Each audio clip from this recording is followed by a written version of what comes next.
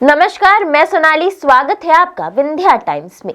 शहर के मानस भवन के सामने राजतंत्र के जमाने में बने पावर हाउस के शेष बचे ताप भट्टी को जिस तरह से समाप्त करने का प्रयास हो रहा है और यह मामला सार्वजनिक हो चुका है, इसके बावजूद भी जिम्मेदार विभागीय अधिकारी अभी तक इसे अपने संज्ञान में नहीं लिया है, ना ही निरीक्षण करना तक उचित समझा है।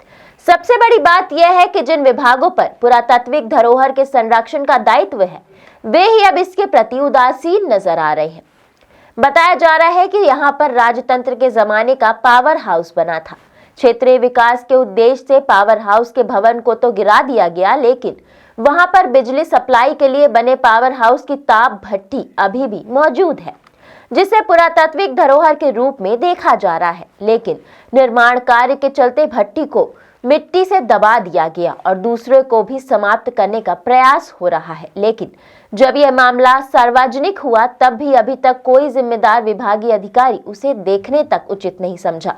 इससे यह प्रतीत होता है कि यहाँ के पुरातात्विक धरोहर के प्रति जिम्मेदार विभागीय अधिकारी या तो सजग नहीं है या फिर जानबूझकर अनजान बने हुए हैं। उन्हें शायद इसकी कोई परवाह नहीं है।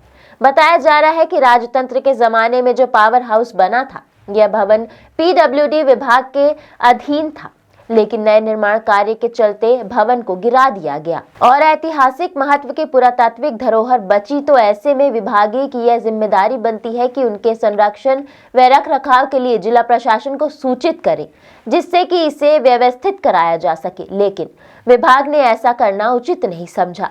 क्षेत्रीय लोगों का कहना है कि विभागीय उदासीनता का परिणाम है कि नए निर्माण के चलते एक ताप भट्टी को मिट्टी में दबा दिया गया है और किसी को भी कोई खबर तक नहीं लगी।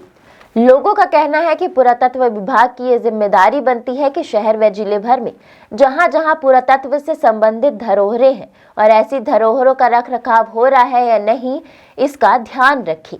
लेकिन विभागीय उदासीनता के चलते ऐसा नहीं हो पा रहा है। शहर के अंदर ही इतनी बड़ी धरोहर मिट्टी में दबती जा रही है और विभाग को पता तक नहीं चला, और जब पता चला तो तत्काल कोई कदम उठाना उचित नहीं समझा गया।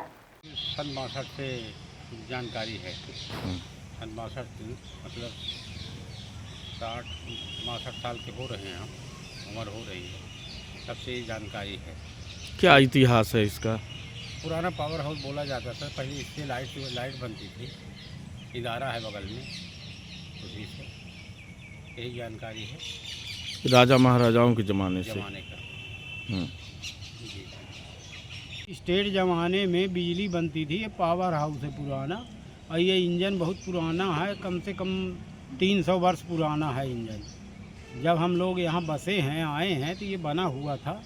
इसका अस्तित्व ख़त्म किया जा रहा है, इसको पाटा जा रहा है, इसको निकाल के उसमें रखना चाहिए, पुरातत्व विभाग में रखना चाहिए। पुरातत्व विभाग में न रख के मिट्टी से पाटा जा रहा है, और ये रास्ता बंद कर दिया गया है हम लोगों को। ये राजा महाराजाओं के ज़माने के है? हाँ, राजा महाराजाओं की, राजा रघुराज सिंह के ज़माने का है।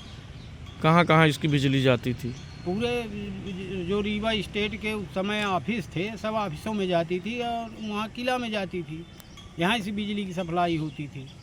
कैसे बनाई जाती थी बिजली? कोयला से बनाई जाती थी, कोयला पानी से। जब कोयला पानी से बिजली बनती। यहाँ पे कोई कुआं भी है जिसका पानी? कुआं था ना, यहाँ काट दिया गया। कुआं था यहाँ, बहुत प्राचीन मंदिर स्टेट है की जमाने। अभी भी पानी? हाँ, अभी भी पानी है कुआं में। ठीक। नाम क्या आपका? सुरेंद्र सिंह बघेल। राजाओं के ज़माने की मशीन है, इसमें बिजली तैयार की जाती थी। और जो रीवा का पहले एरिया था शहर का, उसी शहर के अंदर पूरी सप्लाई होती थी। और उसके बाद जब से ये फिर कांग्रेस इत्यादि जब आए, ये सन 47 के बाद में सब ये सब चला गया, राज सत्ता हो गया, तो ये भी आपस वही रह गई। बस इतने हैं बेटा, और कुछ नहीं है। तो ये पावर हाउस बनाया गया था, इसकी बिजली कहाँ कहाँ जाती थी? बस ये शहर के अंदर थी, जो रीवा का जो मार्केट था, इसके अंदर था और कहीं नहीं था।